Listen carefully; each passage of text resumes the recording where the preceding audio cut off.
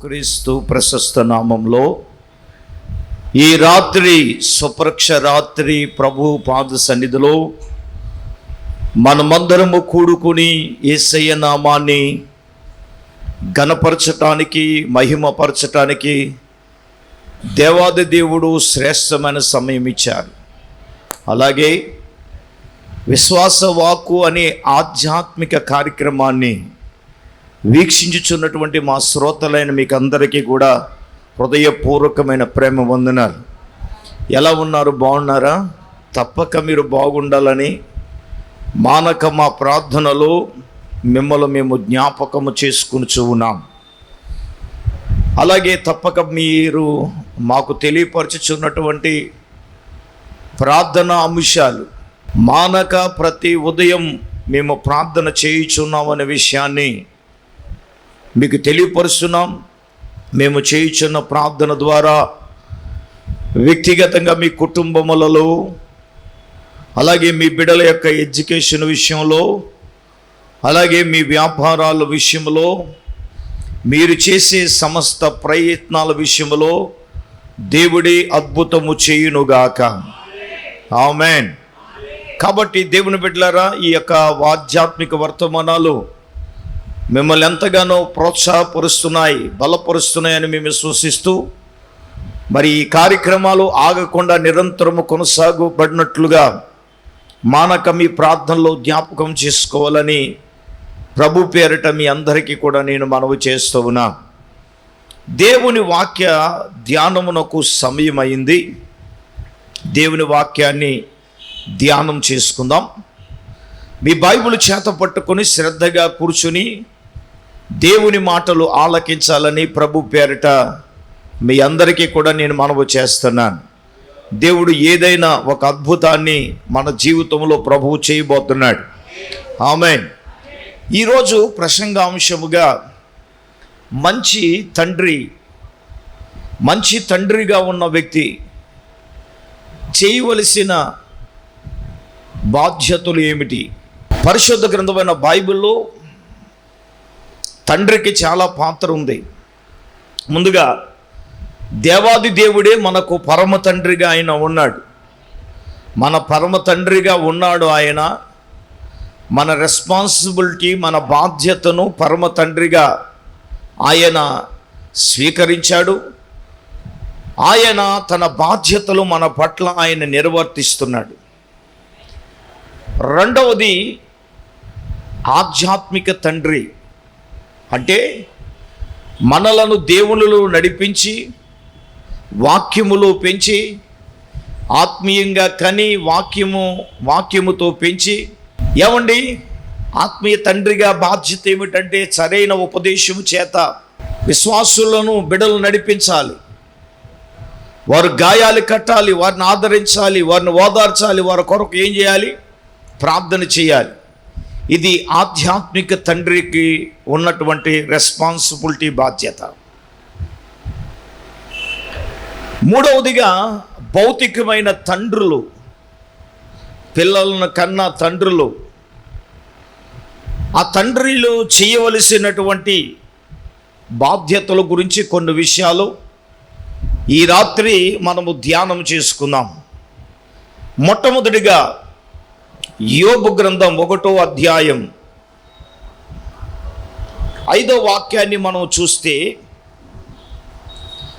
పిల్లల కొరకు ప్రార్థించే తండ్రులుగా ఉండాలి.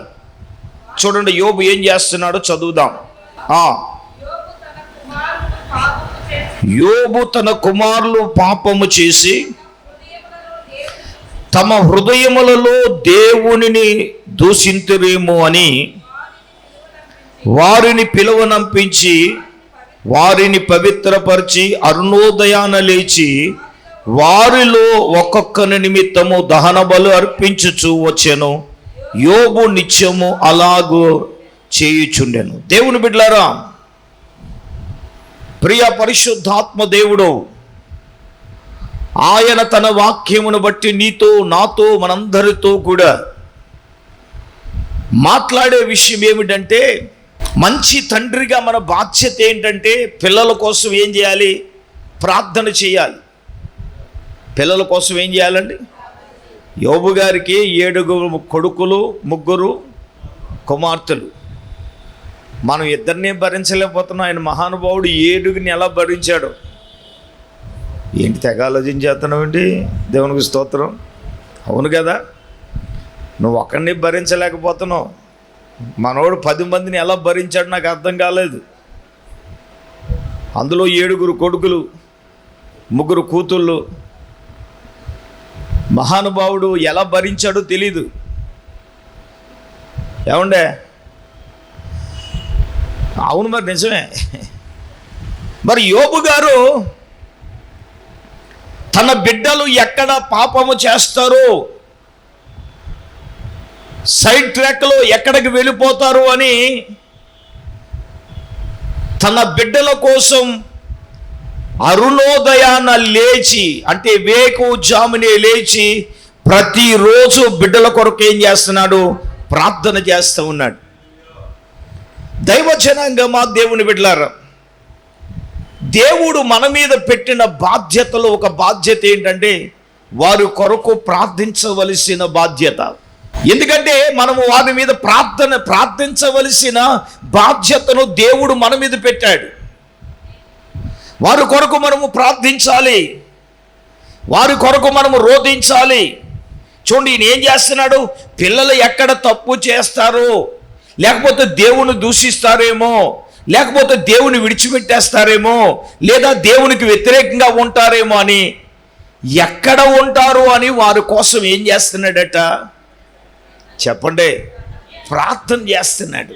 ప్రార్థన చేయవలసిన బాధ్యత ప్రతి ఒక్కరి మీద ఉంది. నిజంగా నేను అంటాను, మంచి తండ్రిగా నీ పిల్లల కోసం నువ్వు ఏం చేయాలి? దేవుని దగ్గర అంగలార్చాలి, రోధించాలి, ప్రార్థించాలి. ఏమో దేవునికి తప్పు చేసి ఎక్కడ నా పిల్లలు దేవునికి దూరం అయిపోతారేమో అని. అందుకే అంటాడు కదా విలాప వాక్యంలో, రేయి మొదట జామున లేచి, ఏమండి మీ పిల్లల కోసం ఏం చేయమన్నాడు? నీళ్ళ కుమ్మరించినట్లుగా హృదయాలు కుమ్మరించమన్నాడు. విలాప వాక్యం 2వ అధ్యాయం 19వ వాక్యంలో, నీళ్ళ కుమ్మరించినట్లుగా ప్రభు సన్నిధిలో మీ పిల్లల కొరకు హృదయాన్ని కుమ్మరించి ఏం చేయమన్నాడు? ప్రార్థన చేయమన్నాడు. ఎవరి కోసం అట? పిల్లల కోసం. పిల్లల కోసం ఏం చేశారట? ప్రార్థన చేశారు. ప్రార్థన చేయాలా? చేయవలసిన బాధ్యత ఉందిగా మన మీద. నేనేమంటానంటే, అలాగ ఏ తండ్రులైతే పిల్లల కొరకు ప్రార్థిస్తారో వాళ్ళు మంచి ప్రయోజకులుగా దేవుడు తీర్చిదిద్దుతాడు. ఆమేన్. మరి అబ్రహాము కూడా ఇస్సాకు అంత క్రమశిక్షణలో ఎదిగాడు అంటే అతడు విజ్ఞాపన ప్రార్థన చేయుటలో కానివ్వండి, సాయంకాలం అయినప్పుడు వాక్యాన్ని, పొలంలోకి వెళ్ళి వాక్యాన్ని ధ్యానించాడు ఇస్సాకు. పాత నిబంధన కాలంలో ఒక మంచి గుడ్ క్యారెక్టర్ ఉందంటే ఇస్సాకు ఒక్కడే. ఏకపత్ని పురుషుడు అంటే అర్థం ఏంటి? పాత నిబంధన కాలంలో ఒకే భార్య కలిగిన మగవాడు ఎవడైనా ఉన్నాడంటే ఇస్సాకే. ఉన్న వాళ్ళంతా క్యాండిడేట్లు వేసి రక్తం వేసి. నిజమండి. అటువంటి ఇస్సాకు జీవితంలో గనక మనం వెళ్ళగలిగితే, తండ్రి తన చిన్నప్పటి నుంచి ఇస్సాకును ఆ క్రమశిక్షణలో పెంచాడు. తల్లిదండ్రులుగా అతను విజ్ఞాపన చేసే విధానం కానీ మనం గమనిస్తే ఒక రెస్పాన్సిబిలిటీ, బాధ్యత, తండ్రి బాధ్యత ఏంటంటే, నేను అడుగుతున్నాను ఇక్కడ తండ్రులుగా, మన పిల్లల కోసం మనం ప్రార్థిస్తున్నామా? యోబు గారు ప్రార్థించారు, యోబు గారు అంగలార్చారు, అబ్రహాము కూడా అంగలార్చాడు, ప్రార్థించాడు. తండ్రులుగా మన బాధ్యత ఏమిటంటే పిల్లల కోసము మనము ఏం చేయాలి? ప్రార్థించవలసిన బాధ్యతను దేవుడు ఎవరి మీద పెట్టాడంటే మన మీద పెట్టాడుగా. ఇప్పుడు చెప్పండి, వారి కొరకు మనం ప్రార్థిద్దామా? లేదంటే ఖచ్చితంగా మనం ఏం చేయాలి? ప్రార్థించాలి. ఇది మొట్టమొదటిది. రెండవదిగా మనం చూసినప్పుడు తండ్రికో ఉండవలసిన రెస్పాన్సిబిలిటీలో ఉన్నటువంటి రెండవ బాధ్యత ఏంటంటే వాళ్ళని మనము పోషించాలి. ఏం చేయాలా చెప్పండి అమ్మా? పోషించాలి. మత్తయి సువార్త 6వ అధ్యాయం 26వ వాక్యాన్ని ఒకసారి చదువుదాం. అవి విత్తవు కోయవు, అయినను మీ పరలోకపు తండ్రి చూడండి వాటిని పోషించుచున్నాడు, వాటికంటే మీరు శ్రేష్ఠులు కారా? దేవునికి స్తోత్రం కలుగును గాక. చెప్పండి గట్టిగా హల్లెలూయా. ఆకాశ పక్షిని చూడండి, అవి విత్తవు కోయవు, కొట్టులో కూర్చుకొనవు, అయినను మీ పరలోకపు తండ్రి వాటిని ఏం చేస్తున్నాడు? చెప్పండి నాన్న. పెళ్ళి అంటారు, పెళ్ళి చేసుకుంటే సరదా కాదు మరి. ఒకడు పెళ్ళి అని ఏడిచాడు రక్తం వేచి, తీరా చేసిన తర్వాత ఏడాదిన్నర 2 సంవత్సరాలు తిరగకుండా 2 సంవత్సరాలు తిరగకుండా 2 పిల్లలు కనిచ్చాడు రక్తం వేచి. వీడికి దమ్మిడి సంపాదన లేదు. నేను ఒక మాట చెప్పనా, ఇప్పటికీ కూడా వాడికి బాధ్యత లేదు. పిల్లలంటే బాధ్యత లేని పిల్లలకు పెళ్ళి చేయకండి. చేసుకున్నది మన పేనాన్ని బడి ఎడుతుంది. కొంతమంది పేదరాశి పెద్దమ్మలు ఖాళీగా ఉండరు. వాళ్ళకి వయసు వచ్చేసింది పెళ్లి చేయలేరా? వాళ్ళ భారమైన మోస్తున్నారు వాళ్ళు. చెప్పండి. ఇప్పుడు బాధ్యత ఏంటి? పోషించవలసిన బాధ్యత ఉందా లేదా? ఇప్పుడు మీ పరలోకపు తండ్రికి తెలిసిన పోషిస్తాడు. నేను అంటాను చూడండి, యెషయా గ్రంథంలో కూడా ఒక మాట ఉంటుంది. 49వ అధ్యాయము 23వ వచనంలో, రాజులు నిన్ను పోషించు తండ్రులుగాను వారి రాణులు పాలిచ్చు దాదులుగాను ఉన్నారట. ఇప్పుడు ఎలాగన్నారట అంటే, రాజులు పోషించే తండ్రులుగా. ఎలాగా చెప్పండి? తండ్రి బాధ్యత ఏంటంటే పోషించాలి. పోషించడం అంటే ఇంటిలోనికి తేవలసినవన్నీ కూడా చూడవలసిన బాధ్యత ఎవరిదంటే, నేను ఒకరినేనా? ఇంటి బాధ నేను చూడాలా, చెయ్యాలా? మరి అలాగన్నప్పుడు ఎందుకు పెళ్లి చేసుకుంటాం? అంతే కదా, మరి చెయ్యాలి కదా. మరి ఇప్పుడు ఒక వ్యక్తి తప్పు చేస్తుంది అంటే తండ్రులుగా మీరేమనుకోకండి. నువ్వు బాధ్యత కలిగి ఉన్నప్పుడు, నువ్వు అన్నీ కరెక్ట్గా ఉన్నప్పుడు ఇంట్లో వాళ్ళు కూడా కరెక్ట్గానే ఉంటారు. నువ్వు పోషించే బాధ్యత నీకు లేనప్పుడు, నువ్వు రెస్పాన్సిబిలిటీ తీసుకోకపోతే నీకు ఏ బాధ్యత ఉంటుందో రేపు పొద్దున నీ పిల్లలు కూడా అలాగే తయారవుతారు. వాళ్ళు కూడా బాధ్యత లేనివారుగా ఉంటారు. నువ్వు కుటుంబం పట్ల, పిల్లల పట్ల, భార్య పట్ల నువ్వు రెస్పాన్సిబిలిటీ, పోషించవలసిన బాధ్యత, తేవలసిన బాధ్యత ఉంది. మన పరలోకపు తండ్రి ఎందుకు పోల్చాడు? రే ఆకాశ పక్షులు చూడండి, అవి విత్తవు కోయవు, కొట్టుల్లో కూర్చుకొనవు, మీ పరలోకపు తండ్రి వాటిని ఏం చేస్తున్నాడు? పోషిస్తున్నాడు కదా. వాటికంటే మీరు శ్రేష్ఠులు కారా అన్నాడు. మీ పరలోకపు తండ్రి, ఒరే బాబు మనుషుల కంటే మీరు, వాటికంటే మనుషులైన మీరే శ్రేష్ఠులు కదా. మీ పరలోకపు తండ్రికి మీరు అడక్క ముందే మీ అక్కర్లన్నీ ఆయనకి తెలుసు. ఆయన అన్నాడు, నేను గుప్పిలు విప్పి ప్రతి జీవి కోరికను ఏం చేస్తానన్నాడు? తృప్తిపరుస్తానన్నాడు. కరువు కాలములు ఉన్నప్పుడు ఏలియాను దేవుడు పోషించలేదా? చెప్పండి. సారేపతని ఎదవరాలు ఇంటికి పంపించే, నేనంటాను వెధవరాలను బట్టి దైవజనుడు పోషించబడితే దైవజనుడు బట్టి కరువు కాలం అంతా కూడా ఆమె పోషించబడింది. చప్పర్లు కొట్టండి గట్టిగా, కొడితే గట్టిగా కొట్టండి. అది ఇప్పుడు నేను అంటాను, తండ్రి దేవుడే అంత రెస్పాన్సిబిలిటీ తీసుకుంటే కరువు కాలంలో పోషించలేదండి. నేనంటాను భౌతిక తండ్రులుగా మన బాధ్యత ఏమిటంటే వారిని పోషించవలసిన బాధ్యత మన మీద ఉంది.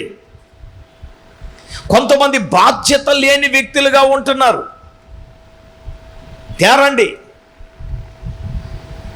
నిజమండి. నిజంగా అలాగా ఉంటే కుటుంబంలో ఎన్ని సమస్యలండి, ఎన్ని ఇబ్బందులండి. లేవంటే ఉన్నాయి. ఎన్నో ఇబ్బందులు వెంటాడుతూ ఉన్నాయి. జీవితంలో ఎన్నో పరిస్థితులు గుండా, ప్రభావాలు గుండా వెళుతూ ఉంది. జీవితమే అగమ్య గోచర పరిస్థితి అవుతూ ఉంటే, ఏందిరా బాబు అనుకున్న సమయంలో పట్టెడు పిండే బుడ్డులో కొంచెం నూనెతో 2 అప్పాలు చేసుకుని చచ్చిపోదామని ఆమె ఏరుతూ ఉంటే, ఆమె ఇంటికే దైవజనుడైన ఏలియాను పంపించి దేవుడు ఆమెను పోషించలేదా? చెప్పండి. తండ్రి మనం డిమాండ్ చేసి అడుగుతున్నాంగా, నువ్వు ఎందుకు చేయవు నాయన? నీ బాధ్యత కూడా ఏంటో తెలుసా? పోషించవలసిన బాధ్యత ఉంది. బాధ్యత లేని తండ్రిగా నీవు ఉండకూడదు. పిల్లలను నువ్వు పోషించాలి, సంరక్షించాలి. పోషించి సంరక్షించవలసిన బాధ్యత తండ్రులుగా మన మీద ఉంది. వాళ్ళ ఆకలితో అలమటించకూడదు, వాళ్ళ తిండి లేని వారుగా ఉండకూడదు. నిన్ను చూసి నా తండ్రి మంచి తండ్రి అని అంటే ఎప్పుడు తెలుసా? వాణ్ణి నీవు పోషించినప్పుడు, సంరక్షించినప్పుడే నువ్వు మంచి తండ్రిగా పిల్లల దృష్టిలో ఉండగలవు. అడిగింది ఇవ్వలేనప్పుడు, నువ్వు పోషించలేనప్పుడు ఎలాగుంటావు? చెప్పండి గట్టిగా. తండ్రిగా ఉండవు, కొడుకుల దృష్టిలో నువ్వు విలన్లా ఉంటావు. ఏమండే చెప్పండి. హీరోలా ఉండడు. ఎలా ఉంటాడు? తండ్రి పెద్ద విలన్, యేసు రక్తం వేచి. ఒక దైవజనుడు మొన్న మాట్లాడుతూ అన్నాడు, స్కూల్లో పేరెంట్ మీటింగ్కి వెళ్ళారట. కాలేజీలో ఉన్న వాళ్ళు ప్రశ్న వేశారట, మీ దృష్టిలో హీరో ఎవరు అని అడిగితే ఒక దైవజనుడు బిడ్డ చెప్పాడట, నాకు నా జీవితానికి హీరో ఎవడో తెలుసా? నా తండ్రి నాకు హీరో. చప్పట్లు కొట్టండి గట్టిగా. నా తండ్రి చదువుకోకపోయినా నన్ను చదివించాడు. నాకు కావలసినవన్నీ నా తండ్రి నాకు సమకూరుస్తున్నాడు. నా జీవితంలో నాకు రియల్ హీరో ఎవడు ఉన్నాడంటే నా తండ్రి. అంటే ఆ తండ్రి కళ్ళ చమ్మునిచ్చాడంట, కన్నీళ్ళు కార్చాడు. నిజమే. ఆ మాట ఎందుకు అనగలిగాడంటే బిడ్డల పట్ల అతడు బాధ్యత కలిగి ఉన్నాడు కాబట్టి. బాధ్యత లేని తండ్రులు సమాజంలో ఎంతోమంది ఉన్నారు. భార్యలు ఏడ్చేవారు లేరండి, ఇంట్లోకి సరిగ్గా తేడండి. ఆడు సంపాదించుకుంది ఆడే తినేసి ఏం చేస్తాడండి? తాగుతాడండి, తాగేస్తాడండి. పోనీ ఇంట్లో ఇవి ఉన్నాయా, అవి ఉన్నాయా, పోనీ ఇవి కొను, అవి కొను, పోనీ గ్యాస్ అయిపోయిందా, గ్యాస్ వేయించు, పోనీ బియ్యం అయిపోయినా కొన్నాను అనండి. నేను వండి పెడితే మాత్రం సైలెంట్గా ఏమీ కిక్కురు మనకుండా మేయటం మాత్రం మేస్తాడండి. బాధ్యత లేని తండ్రులారా, మీరు ఎంతకాలం అలా ఉంటారు? నువ్వు మంచి తండ్రిగా ఉండాలంటే నీ పిల్లలను పోషించి సంరక్షించవలసిన రెస్పాన్సిబిలిటీ, బాధ్యత కలిగి మనం ఉండాలి. ఇది రెండవది. మూడవదిగా మనం చేయవలసిన అత్యంత కీలకమైనది ఏమిటంటే, తండ్రులుగా మన పిల్లలకు బోధించాలి, నేర్పించాలి. ఒకసారి మనం చూద్దాం, ద్వితీయోపదేశ కాండములో 6వ అధ్యాయము 7వ వాక్యాన్ని ఒకసారి చదువుదాం.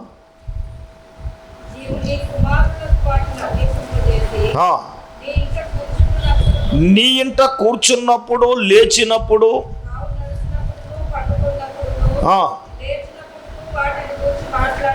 వాటిని గురించి నీవు మాట్లాడాలి.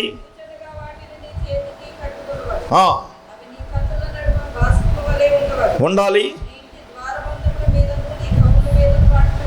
చూడండి, అలాగే ఇదే ద్వితీయోపదేశ కాండము 11వ అధ్యాయము 19-20 వచనాలు ఒకసారి మనం గమనిద్దాం. త్రోవను నడిచినప్పుడు వాటిని గురించి మాట్లాడుతూ వాటిని మీ పిల్లలకు ఏం చేయాలి? నేర్పాలి. ఏమి నేర్పించాలి? వాక్యాన్ని నేర్పించాలి, బోధించాలి. పిల్లలకు ఏం చేయాలి? చెప్పండి. పిల్లలకు ఏం చేయాలి? బోధించాలి. పిల్లలకు బోధన ఏం చేయాలి? నేర్పాలి. సామెతల గ్రంథం 1వ అధ్యాయం 7వ వాక్యాన్ని కూడా ఒకసారి మనం చూద్దాం. సామెతల గ్రంథం 1వ అధ్యాయం 7వ వచనం చదవండి. యెహోవా యందు భయభక్తులు కలిగి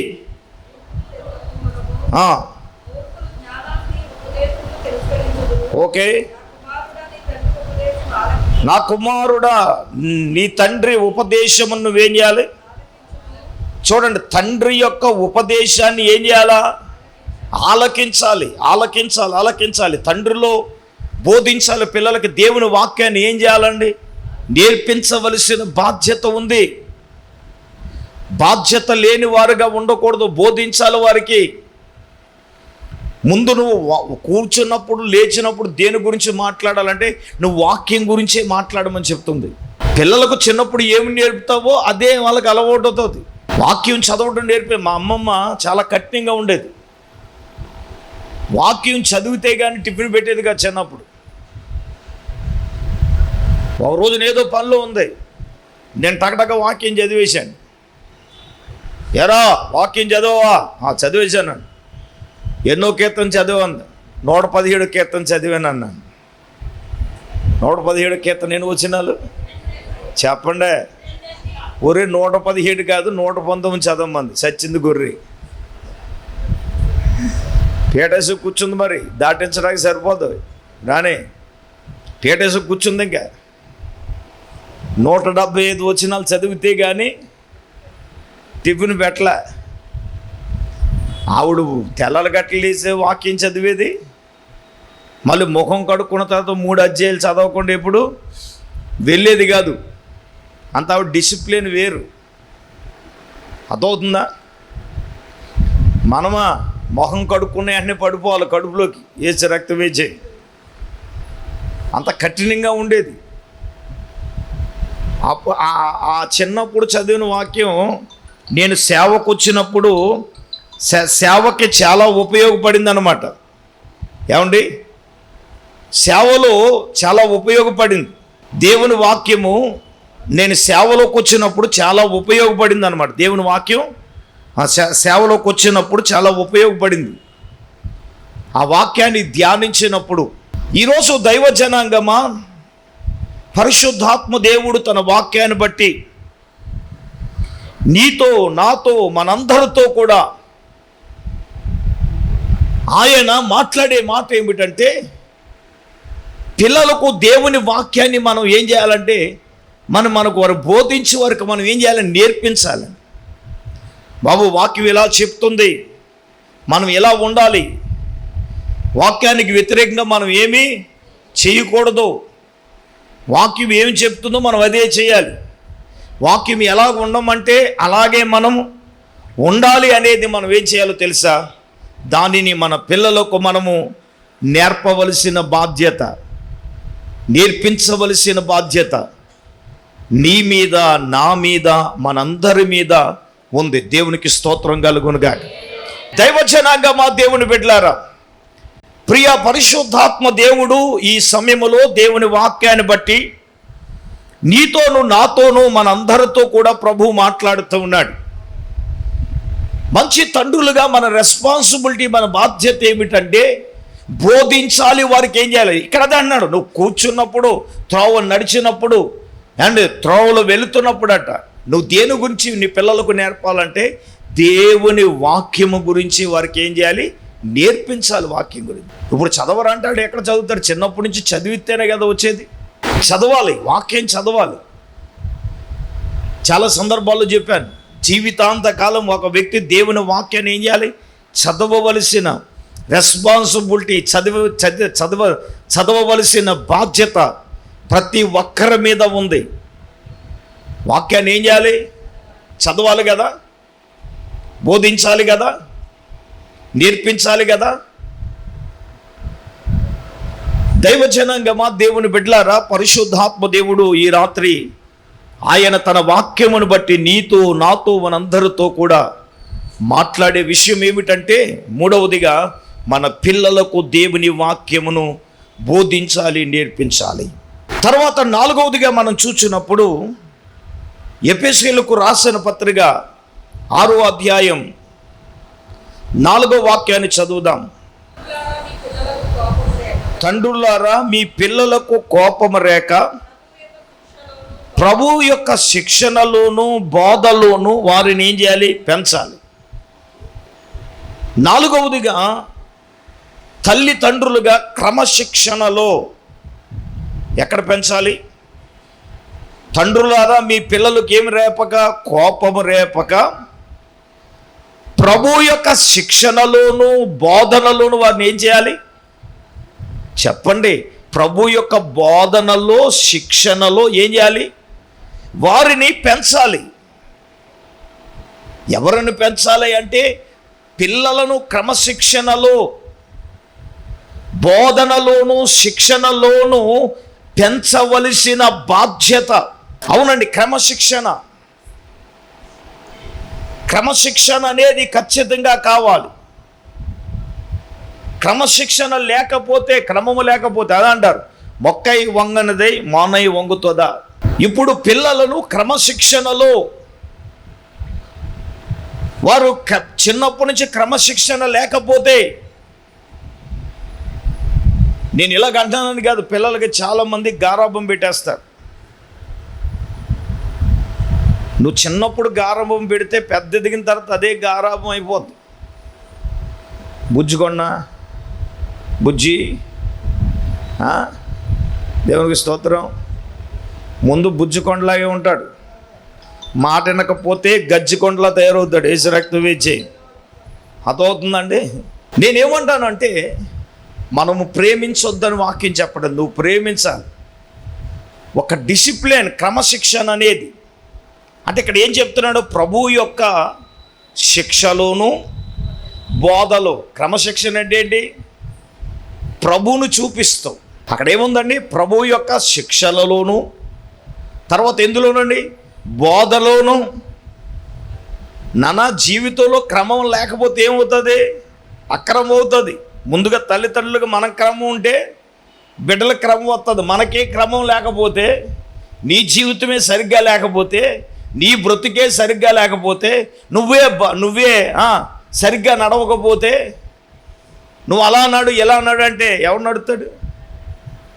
చెప్పండి, నడవలేడు కదా. అందుకే దేవుడు కూడా వాక్యంలో ఒక మాట ఉన్నది, ఉపదేశ క్రమాన్ని ఒకటి ఆయన ఏం చేశాడంటే క్రమపరిచాడంట.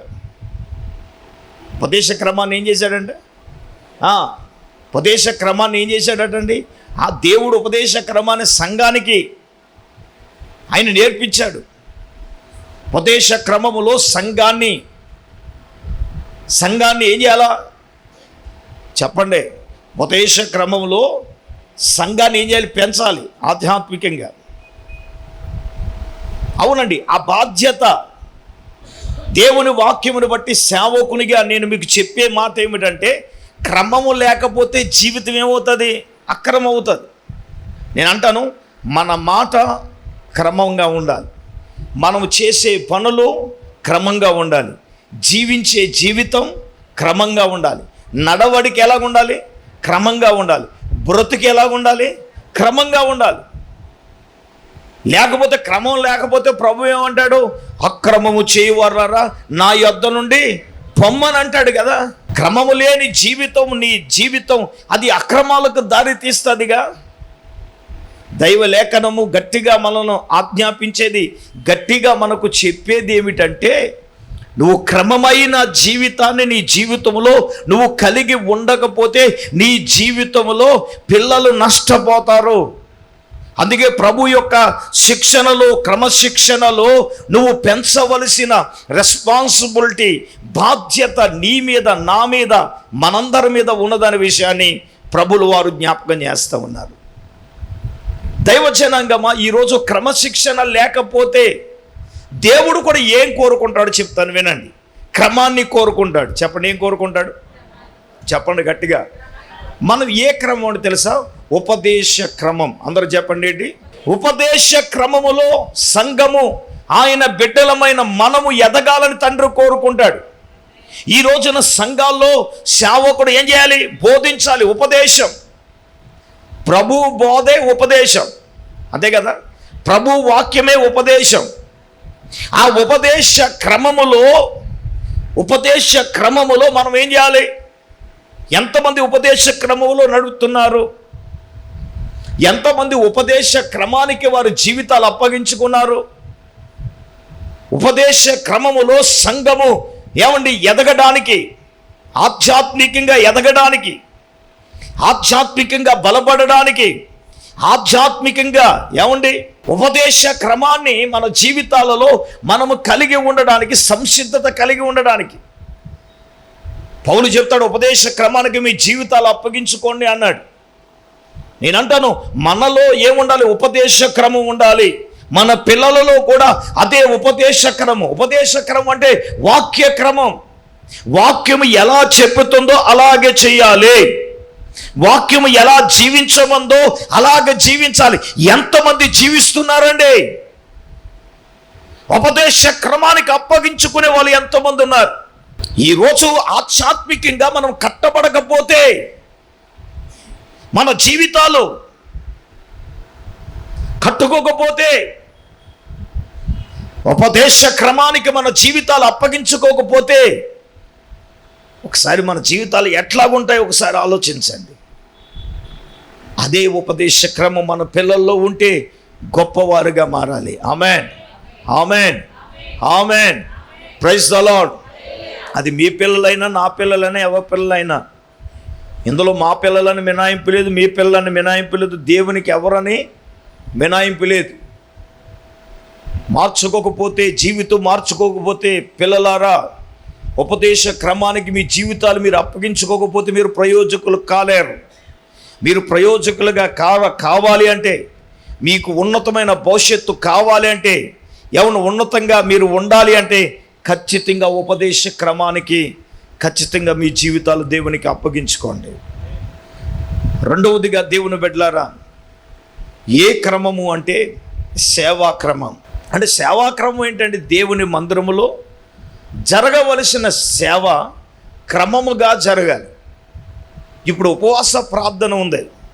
క్రమం ఏంటి? ముందు స్తోత్ర ప్రార్థన, తర్వాత 7 ప్రార్థనలు, తర్వాత ఏంటి? పాటలు, తర్వాత ఏంటి? ఆరాధన, తర్వాత ఏమిటంటే ఉపదేశం తర్వాత మళ్ళీ ఏమిటి? ప్రార్థన. దీన్ని ఏమంటారు? ఆర్డర్లీ, అంటే క్రమము. ఇప్పుడు క్రమం అంటే ఏమిటంటే ఫస్ట్ నుంచి లాస్ట్ వరకు ఉన్నదాన్ని ఏమంటారు? అది ఆ క్రమములో నీవు, నేను, మనము ఉండాలి. నేనేమంటానంటే, ఇప్పుడు భౌతిక తండ్రిగా నీ పిల్లలు ప్రభు శిక్షణలో, బోధలో, క్రమశిక్షణలో నువ్వు పెంచడం కాదు, ముందు నువ్వు కూడా ఆధ్యాత్మికమైన క్రమంలో మనం ఎదగాలండి. దేవుడు కోరుకునేది అదే, దేవుడు మన నుండి ఆశించింది అదే, దేవుడు మన నుండి అభిలాషిస్తుందో కూడా అదే. ఆ క్రమములో ఆ అభిలాష నా దేవుడు మన నుండి, నీ నుండి, నా నుండి, మన నుండి, మనందరి నుండి నా దేవుడు కోరుకుంటున్నప్పుడు నేనంటాను, మన పిల్లలను క్రమశిక్షణలో, ప్రభు శిక్షణలోను, బోధనలోను, క్రమశిక్షణలో ఏం చేయాలి? పెంచాలి. ఆమెన్ చెప్పండి, ఆమెన్ చెప్పండి. ఇప్పుడు నేను యెఫ్తా కుమార్తెను గురించి చెప్తున్నాను. యెఫ్తా ఒక కుమార్తె. తండ్రిగా ఆయన ఏంటి? బైబిల్ ఏం రాయబడి ఉందంటే, యెఫ్తా గారికి ఆ కుమార్తె తప్ప మగవాళ్ళు కానీ ఎవరో లేరు. వాక్యం చెప్తున్న మాట ఏంటంటే ఎవరో లేరు. మరి ఆయన ప్రార్థన చేసుకుంటాడు, అమాలేకు యుద్ధంలోనికి వెళ్ళి నేను విజయోత్సవంతో తిరిగి వస్తే నా ఇంటి నుంచి ఏదైతే వస్తుందో దాన్ని నేనేం చేస్తాను? నా ప్రభువుకి దహన బలిగా నేను అర్పించేస్తానన్నాడు. దేవుడు అతని ప్రార్థన విన్నాడండి. యుద్ధంలో ఆయనకు దేవుడు విజయాన్ని అనుగ్రహించాడు. విజయోత్సవముతో ఆయన తిరిగి వస్తున్నాడు. ఎవరు? యెఫ్తా. తన కుమార్తెకు కూడా తెలిసింది తన తండ్రికి దేవుడు ఏమిచ్చాడు? విజయం ఇచ్చాడు అని. తన తండ్రిని తన పనికత్తెలతో తండ్రిని ఎదుర్కొంటానికి ఆమె నాట్యము చేసుకుంటూ ఆమె ఎదుర్కొంటా వస్తూ ఉంది. వాళ్ళిద్దరూ ఒకరికొకరు తారసపడగా యెఫ్తా యొక్క తండ్రి హృదయం ఏమైంది? తల్లడిల్లిపోయింది. ఏడ్చడం మొదలుపెట్టాడు. కారణం ఏంటి? తను ఒక్కగానే ఒక్క కుమార్తె తనకు ఎదురవుతుంది అని అనుకోలే. అయ్యో తల్లడింప చేసిన వారిలో ఒకతవైతవే. ఆమె అంటాడు ఆమెతోటి, నేను యెహోవాకు ఏమిచ్చాను, మాట ఇచ్చి ఉన్నాను, నేను వెనుదిరగలేను అంటున్నాడు తండ్రి. నేనేమంటాను అంటే ఆ అమ్మాయి అంటుంది, తండ్రి నీవు యెహోవాకు మాట ఇచ్చి ఉంటేవా. నాకు నచ్చిన మాట. ఆ పిల్ల అలాగ అనగలిగిందంటే, ఆ పిల్ల అలాగ అన్నది అంటే తండ్రిగా తన పిల్లను దైవికమైన క్రమశిక్షణలో యెఫ్తా పెంచాడు. చప్పట్లు కొట్టండి గట్టిగా, కొట్టండి గట్టిగా. నువ్వు యెహోవాకు మాట ఇచ్చి ఉంటేవా, నీ మాట చప్పునే నువ్వు నాకు చేద్ది కానీ. ఎంత అద్భుతమైన మాట అండి. అదే పిల్లలు మన దగ్గర అంటే, మనం అంటే తల్లిదండ్రులుగా మనం ఎలాగా ఉప్పొంగిపోతాంగా. 1000 ఏనుగుల బలం వచ్చేస్తుంది మనకి, దేవునికి స్తోత్రం. ఏదో ప్రపంచాన్ని జయించిన ఫీలింగ్ మనకి, దేవునికి స్తోత్రం. నిజంగా సర్వసాధారణం కాదు సార్. ఈరోజు నేనండి, ఇప్పుడున్న పిల్లలు అంటారా, ముందు ఆడవాళ్ళు అసలు అంటారు, ఇంకా మగోళ్ళు కాంత కూత జాలి దయ ఉండదు. ఏదైనా ఎత్తానన్నా పోయేవా, ఏ మేకపోతుని ఎత్తానన్నా పోయేవా. నేను అంటాను, ఆమె తండ్రి మాటను ఏం చేయలేదండి, త్రోసివేయలేదు. దైవ జనాంగం, మా దేవుని బిడ్డలారా, పరిశుద్ధాత్మ దేవుడే తన వాక్యమును బట్టి నీతో నాతో మనతో మాట్లాడదు. ఆ క్రమశిక్షణలో ఈ రోజున మరి అలా పెంచాడు కాబట్టి ఈ రోజున ఆ బిడ్డను ఏం చేస్తున్నాం, యెఫ్తాని జ్ఞాపకం చేసుకున్నాం. తండ్రులారా, యెఫ్తా వలె మీ పిల్లల్ని పెంచుతున్నారా క్రమశిక్షణలో, దైవికమైన భయంతో. 5వ విషయానికి వెళదాం. 5వదిగా మనం చేయవలసిన బాధ్యత ఏమిటంటే, పిల్లలను ప్రేమించాలి, వారి ఎడల మనము జాలిపడాలి. కీర్తనల గ్రంథం 119వ కీర్తన 13వ వాక్యాన్ని మనం చదువుదాం. 103వ కీర్తన 13వ వాక్యాన్ని చదువుదాం. తండ్రి తన కుమారుల ఎడల జాలిపడినట్లు, చూడండి, యెహోవా తన యందు భయభక్తులు గలవారి ఎడల జాలిపడునట. చూడండి, నాన్న తండ్రిగా చేయవలసిన 5వ విషయం ఏమిటంటే, పిల్లలను ప్రేమించాలి, వారి ఎడల ఏం పడాలి మనం చెప్పండి, జాలి పడాలి. చూడండి, యోహాను సువార్తలు కూడా 16వ అధ్యాయము దయచేసి 17వ వాక్యాన్ని చదువుదాం. కాబట్టి ఆయన శిష్యులు కొందరు, కొంతకాలం అయితే మీరు చూడరు, నేను తండ్రి యొద్దకు వెలుచున్నాను, ఆయన మనతో చెప్పుచున్న మాట ఏమిటని ఒకడితో ఒకడు చెప్పుకొనుచున్నారు. సరే, తండ్రి తన కుమారుని ఎడల జాలిపడినట్లు తన యందు భయభక్తులు గల వారి మీద దేవుడు ఏం చేస్తాడంట, జాలి పడతాడని వాక్యం చెప్తుంది. దేవుని వాక్యంగా పరిశుద్ధాత్మ దేవుడే నీతో నాతో మనందరితో కూడా మాట్లాడే విషయం ఏమిటంటే, తండ్రులుగా మన పిల్లల మీద ఏం ఉండాలి, ప్రేమించాలి. వాళ్ళ ఎడల మనం ఏం పడాలి చెప్పండి, ఏముండాలి. నిజంగా మనం ఇన్ని చేస్తున్నాం, దేవుడు మన మీద జాలి పడుతున్నాడు కాబట్టి మనం బతుకుతున్నాం. బాయ్, నువ్వు తప్పు చేసినప్పుడల్లా వెళ్ళి ప్రభు నన్ను క్షమించండి, నీకు ఊపు కుదురున్నప్పుడు కరుణమయుడా దయమయుడా నేను పాపిని ప్రభు నన్ను కరుణించమని దేవుడు జాలి పడుతున్నాడు. హలో, దేవుడు జాలి పడుతున్నాడని నువ్వు ఇష్టానుసారంగా బతికేస్తే ప్రతిసారి జాలి పడ్డావు. దేవుడు ఒకసారి ఎత్తాడు, 2 సార్లు ఎత్తాడు, 3 సార్లు ఎత్తాడు. ఇంకో ముత్తితే నువ్వు లేవో ఏంటనుకుంటున్నావు, ఒంట్లో బలం ఉంది, నా ఇష్టానుసారంగా తిరిగేస్తాను, నా ఇష్టానుసారంగా చేసేస్తానని తండ్రులు మనల్ని హెచ్చరిస్తున్నాడు, పిల్లల్ని హెచ్చరిస్తున్నాడు. జాలి దేవుడు, అత్త మాటలు దేవుడు జాలి పడడు, నీకు సాయిస్తాడు. దేవుడికైనా జాలి ఉంది కానీ నీకుందా జాలి? ఇప్పుడు ఇశ్రాయేలీయుల ప్రజలు పాపం చేస్తే వారు ఉపవాసం ఉండి పశ్చాత్తాపపడి కన్నీళ్లు కార్చి ప్రార్థన చేస్తే బైబిల్లో రాయబడిన మాట తెలుసా, యెహోవా వారి మీద జాలి చేసుకొనుననుంది. దేవునికైనా జాలి ఉంది, తండ్రులుగా మీ పిల్లల ఎడల జాలి పడుతున్నారా లేదా? చూడండి, తండ్రి తన కుమారుని ఎడల జాలి పడినట్లు యెహోవా తన యందు భయభక్తులు గల వారి ఎడల జాలి పడుతున్నారు. పిల్లలను ప్రేమించాలి. సందర్భం వచ్చింది కాబట్టి చెప్తున్నాను, పిల్లలను ఒకళ్ళని ఒకలాగా మరొకళ్ళని ఒకలాగా మనం ప్రేమించకూడదు. కూతుర్లను ఒకలాగా, కొడుకులను ఒకలాగా, ప్రేమించకూడదు. కొడుకుల్ని ఎలా ప్రేమిస్తున్నావో కూతుర్ని అలాగే ప్రేమించాలి. కూతుర్ని ఎలా ప్రేమిస్తున్నావో కొడుకులు కూడా అలాగే ప్రేమించాలి. కూతుర్ని ఎలా ప్రేమిస్తున్నావో కోడలను కూడా నువ్వు అలాగే ప్రేమించాలి. ప్రేమించకపోతే ప్రేమలో వ్యత్యాసం వచ్చినప్పుడు మనుషుల్లో తేడాలు వస్తాయి. మీరు అవునన్నా కాదన్నా అది వాస్తవం. నీవు చూసే దాంట్లో తేడా ఉండకూడదు. నేనేమంటానంటే యేసు ప్రభు మనల్ని ప్రేమిస్తున్నాడు కాబట్టి అందరినీ ఒకే రీతిగా ప్రేమించాడు. దేవునికి స్తోత్రం. నేను అడుగుతున్నాను, ధనవంతులను ఒకలా ప్రేమించి పేదవాళ్ళు ఒకలాగా ప్రేమించి జాలి పడాలో వద్దంటే జాలి పడాలి. దేవుడే జాలి చేసుకున్నాడండి. తండ్రికి ఎంత జాలండి. నేను అంటాను, పిల్లల ఎడ జాలి పడకపోతే, నేను ఇందాక చెప్పాను, నువ్వు తండ్రిలా ఉండవు, విల్లల్లా ఉంటావు జాలి పడకపోతే. నేను ఏదో చెప్తూ ఉన్నాను, అందరిని ఒకే రీతిగా యేసు ప్రభు అందరిని ఒకే రీతిగా ప్రేమించాడు. మనం కూడా ఏం చేయాలి? ఒకే రీతిగా ప్రేమించాలి. ఒకరికి ఒకలాగా ఇంకొకరికి ఇంకొకలాగా అలాగ అసలే ఉండదు. మేము బట్టలు పెట్టేటప్పుడు 3 కేటగిరీలుగా చేసి, ఒక కేటగిరీకి అందరికి ఒకటే కేటగిరీ, రెండో వాళ్ళకి అందరికి ఒకటే కేటగిరీ. రంగులు మాలిని కానీ రేటు ఒకటే, క్వాలిటీ ఒకటే. దేవునికి స్తోత్రం. ఇందులో ధనవంతుడు అదే, పేదవాడు కంటే ఇందులో ఏ విధమైన వ్యత్యాసం లేదు. దేవునికి స్తోత్రం. ఒకవేళ మీరు రంగులను చూసి మోసపోయి ఇది ఎక్కువ ఉంటుంది, అది ఎక్కువ ఉంటుంది, అది మీ కర్మ. నాకేం కాదు. యేసు రక్తం ఇచ్చి దేవుని ఎదుట నిందారహితంగా నేను చెప్తున్నాను. అది ఊహించుకుంటే నీదే, కానీ నాది మాత్రం అది కాదు. నేనేంటంటే అందరినీ ఒకే రీతిగా నేను ప్రేమిస్తాను. నా దృష్టికి అందరూ ఒకటే. యేసయ్యే అందరినీ ఒకే రీతిగా ప్రేమించినప్పుడు తండ్రులుగా మన పిల్లలందరినీ కూడా మనం ఏం చేయాలంటే ఒకే రీతిగా మనం ప్రేమించాలి. ప్రేమించవలసిన బాధ్యత నీ మీద, నా మీద, మన మీద ఉంది.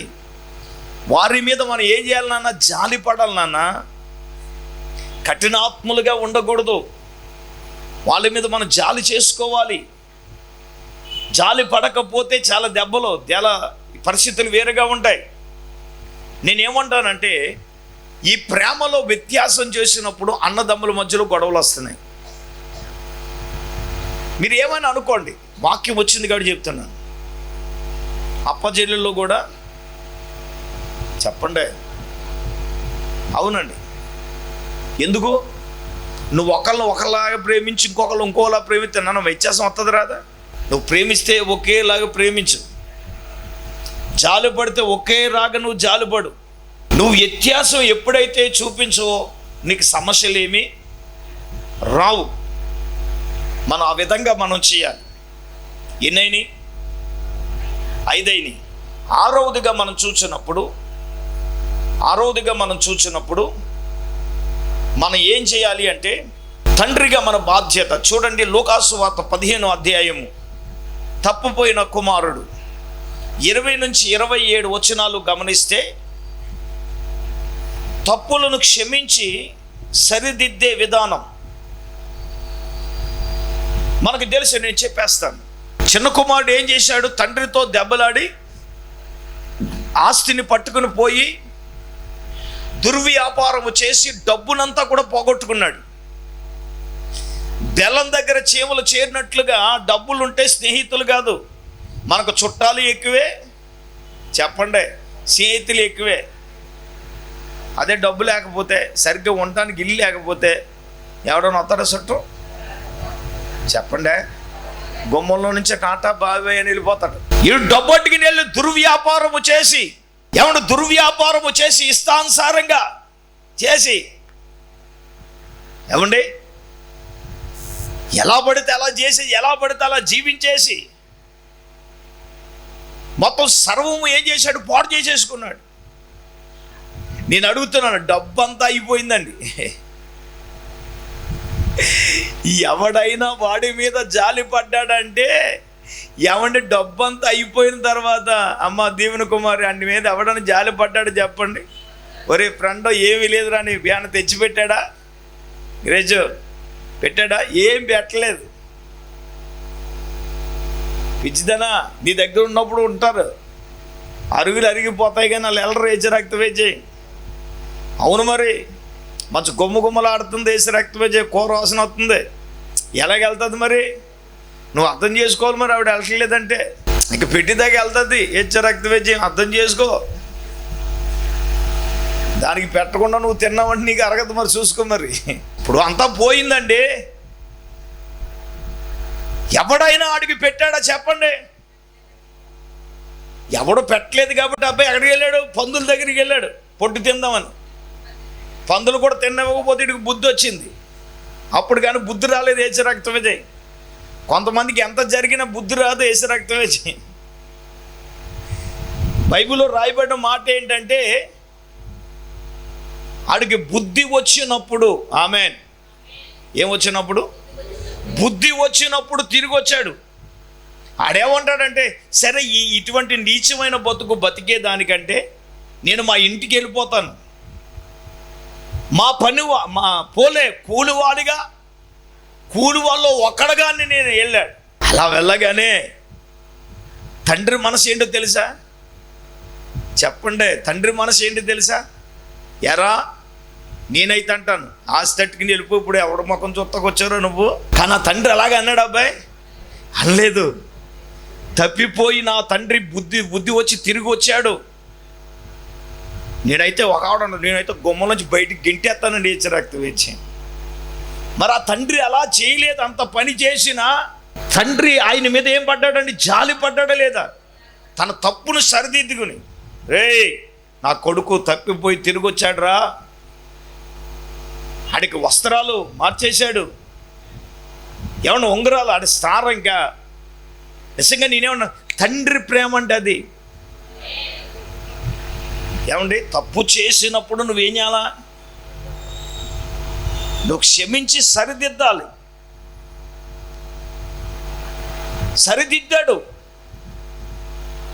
సరిదిద్దాడు కాబట్టి తన జీవితాన్ని సరి చేసుకున్నాడు.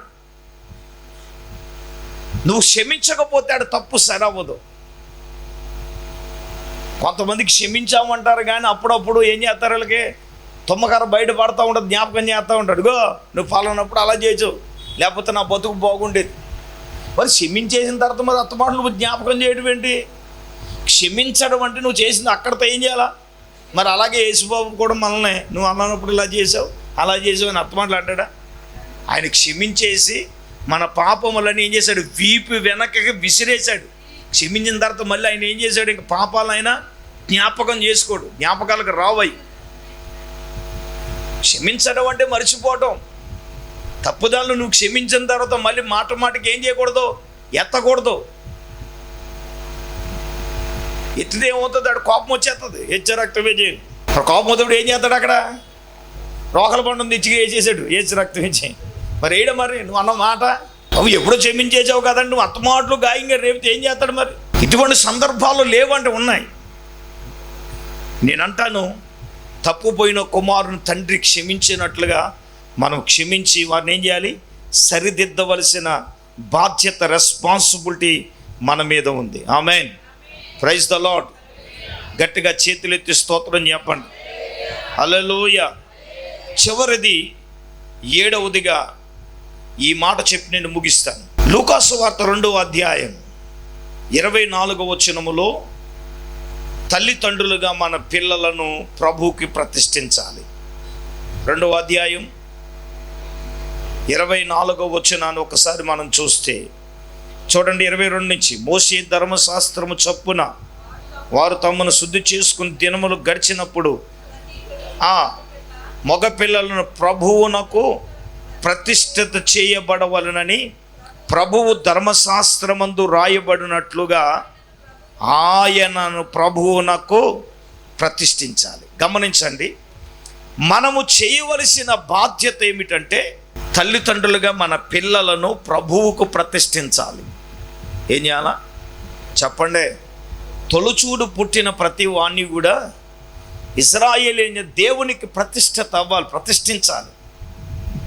అవునండి, మన పిల్లలను దేవుని సేవకు, దేవుని పరిచర్యకు ప్రతిష్ఠించాలి. అన్న ఏం చేసిందండి? తన పిల్లలను ప్రభువుకు ప్రతిష్ఠించిందా లేదా? చెప్పండి. మీ పిల్లలు సేవకు ప్రతిష్ఠించాలి, పని చేయాలి. దైవజనులు ఏమండి, మ్యాథ్యూస్ గారు గుంటూరులో మేస్టిస్ గారు అని ఉంటారు. ఏమండి, తల్లిదండ్రులు పిల్లలను చదువుకున్న ఇంజనీరింగ్ కొంతమంది పిల్లలను సేవకు ప్రతిష్ఠించి ఆయనకు వదిలేసి వెళ్ళిపోయారట. ఎంతమంది మన పిల్లలు నీ ఏమంటారు, మనం చాలా తెగిడికి మన గురించి మనం సెల్ఫిష్నెస్గా ఆలోచించడం. దేవుని గురించి ఎప్పుడన్నా నువ్వు ఆలోచించావా? దేవునికి ప్రతిష్ఠించుకోండి, ప్రతిష్ఠించండి. అన్న ప్రతిష్ఠించింది కాబట్టి, ఒకరిని ప్రతిష్ఠించింది కాబట్టి దేవుడు ఎంతమందిని ఇచ్చాడండి? ఇవ్వలేదా దేవుడు? పిల్లల్ని ఇవ్వలేదా? దేవునికి ప్రతిష్ఠించాలి. తండ్రులుగా మన పిల్లలను ప్రభువుకి ప్రతిష్ఠించాలి. యెహోవాకు ప్రతిష్ఠితులుగా మన పిల్లలు ఉండాలి. అప్పుడే వారు ప్రయోజకులుగా, గొప్పవారిగా, ఉన్నతమైన వ్యక్తులుగా ఉంటారు. ఆ విధంగా ఉందాం. దేవుడు మనకందరికీ అట్టి కృప దయచేయునుగాక. ఆమేన్. 7 విషయాలు ఏంటి చెప్పండి. ఒకటి ఏం చేయాలి? మన పిల్లలను మనం చెప్పండి, వారి కొరకు ప్రార్థన చేయాలి. 2, వారిని మనం పోషించాలి. 3, వాక్యాన్ని మనం బోధించి నేర్పించాలి. తర్వాత క్రమశిక్షణలో పెంచాలి. తర్వాత ప్రేమించి వారిని సరిదిద్దాలి. తర్వాత తప్పులను క్షమించి వారిని ఏం చేయాలి? సరిదిద్దాలి. చివరిది 7వది, ప్రభువుకు వారిని ప్రతిష్ఠించాలి. అందరూ దయచేసి మోకరించండి, కళ్ళు మూసుకొనండి. మనము ప్రార్థన చేసుకుందాం. ఈ 7 విషయాలు మన మదిలో, మన హృదయాలలో వీటిని జ్ఞాపకం చేసుకుందాం. అందరూ కూడా తలలు వంచండి, కళ్ళు మూసుకుంది ప్రార్థన చేసుకుందాం. దైవజనురాలు పాస్టమ్మ గారు ప్రార్థన చేస్తారు. అందరూ తలలు వంచండి, కళ్ళు మూసుకొనండి. స్తోత్రం స్తోత్రం స్తోత్రం స్తోత్రం స్తోత్రం స్తోత్రం. పరిశుద్ధుడు వేయిన తండ్రి, మాకున్నతుడా, మీకు వందనాలు, స్తోత్రాలు ప్రభా. ఈ రాత్రినైనా అయ్యా నా తండ్రి, నీ దాసుని సేవకుని అభిషేకించి ప్రభా, నీ వాక్యము ద్వారా మీరు మాతో మాట్లాడినందుకు వందన. అయ్యా నాయనా నా తండ్రి, నీకు స్తోత్రాలు. మంచి తండ్రి అయ్యా నాయనా నా ప్రభా, పిల్లల పట్ల ఏమి కలిగి ఉంటారో, ఏమి చేస్తారో ప్రభా, 7 విషయాలు నాయనా మీరు మాతో మాట్లాడారు తండ్రి. అయ్యా నాయనా నీకు స్తోత్రాలు ప్రభా. మంచి తండ్రి ప్రభా, తన బిడ్డల కొరకు ప్రార్థన చేస్తాడని ప్రభా నీకు స్తోత్రాలు. నీ వాక్యము సెలవిస్తుంది నాయన, మొదటి జామునే లేచి ప్రభా నీ పిల్లల ప్రాణము కొరకు ప్రార్థించమని వాక్యం సెలవిస్తుంది. యోబు గారు ప్రభా అరుణోదయాన్నే లేచి నైనా తమ బిడ్డల కొరకు నైనా ఒక్కొక్కరి కొరకు బలి అర్పించినట్లుగా మరి ప్రభా నీ వాక్యం ద్వారా మీరు మాతో మాట్లాడారు నాయన. మంచి తండ్రి, బిడ్డలను పోషించాలని ప్రభా. అయ్యా నాయన మంచి తండ్రి ప్రభా, పిల్లలకు నాయనా తండ్రి వాక్యాన్ని ప్రభా నేర్పించాలని, అయ్యా వాక్యాన్ని బోధించాలని, నేర్పించాలని అయ్యా మీరు మాతో మాట్లాడారు ప్రభా. అటువంటి తల్లిదండ్రులుగా ప్రతి ఒక్కరూ నాయన ఉండటానికి సహాయం దయచేయండి. తల్లిదండ్రుల మాటకు బిడ్డలు కూడా లోబడి విధేయత చూపించడానికి నాయన నా తండ్రి యెఫ్తా కుమార్తె అప్పగించుకున్నట్లుగా అయ్యా మా బిడ్డలు ప్రభా నాయన నీకు అప్పగించుకునే కృప దయచేయమని ప్రార్థన చేస్తున్నాను తండ్రి. నీకు వందనాలు ప్రభా. అలాగే నైనా బిడ్డలు నాయనా తండ్రి క్రమశిక్షణలో పెంచాలని ప్రభా నాయనా. అయ్యా నాయనా తండ్రి బిడ్డలను ప్రభా నాయనా నీకు స్తోత్రాలు. జాలి పడాలని, కరుణించాలని, క్షమించాలని అయ్యా నా ప్రభా నాయనా నీకు స్తోత్రాలు. తప్పిపోయిన కుమారుడు తిరిగి వస్తే అయ్యా తండ్రి క్షమించినట్లుగా ప్రభా అయ్యా బిడ్డలు క్షమించే మనసు మాకు దయచే తండ్రి. నీకు వందనాలు ప్రభా. అయ్యా బిడ్డలు కూడా, పిల్లలు కూడా నాయన తల్లిదండ్రులు అర్థం చేసుకుని నడిచే భాగ్యాన్ని దయచేయమని ప్రార్థన చేస్తున్నాను తండ్రి. మరి ప్రభు బిడ్డలు నాయన చివరిగా ప్రభు నీకు ప్రభువుకు ప్రతిష్ఠించుకోవాలని అయ్యా నాయన హన్నా ఎలాగైతే నీ సన్నిధిలో అయ్యా నా ప్రభు ప్రతిష్ఠించుకుందో ప్రభు నీ పరిచర్య కొరకు, నీ పని కొరకు నాయన అయ్యా బిడ్డను ప్రతిష్ఠించుకునే కృప అటువంటి నాయన నా తండ్రి తల్లిదండ్రులుగా ప్రభు ఉండటానికి సహాయం దయచేయండి. రాత్రి విత్తబన్ని మాటలు మా హృదయాల్లో నీరు కట్టి ఫలింపచేయండి. వినుచున్న ప్రతి ఒక్కరిని నాయన దర్శించు ప్రభా. అయ్యా నాయన ఇవి నాయన తండ్రి ఎవరిలో లేవో నాయన ఈ వాక్యాన్ని బట్టి వాటిని నేర్చుకుని ఆ రీతిగా మా జీవితాలు మలుచుకుని ప్రభా అయ్యా నాయన మా బిడ్డలను నాయన నీ మార్గంలో నడిపించే కృప దయచేయండి ప్రభా. ఈ రాత్రి నాయన విత్తబన్ని మాటలు మా హృదయాల్లో నీరు కట్టి ఫలింపజేయమని యేసయ్య పరిశుద్ధ నామములో ప్రార్థన చేసి అడిగి వేడుకొంచున్నామా పరమ తండ్రి, ఆమేన్. మన పరమ తండ్రి అయిన దేవుని ప్రేమ, మన ప్రభువును రక్షకుడైన యేసుక్రీస్తు ప్రభుల వారి యొక్క దివ్యమైన కృప, పరిశుద్ధాత్మ దేవుని యొక్క అన్యున సహవాసము ప్రభు బిడ్డలారా, ఇక్కడ కోటిన్నరకు టీవీ ముందు కూర్చుని వాక్యం విని బిడ్డలకు ఆయన కృప సదాకాలము తోడై ఉండునుగాక. ఆమేన్, ఆమేన్.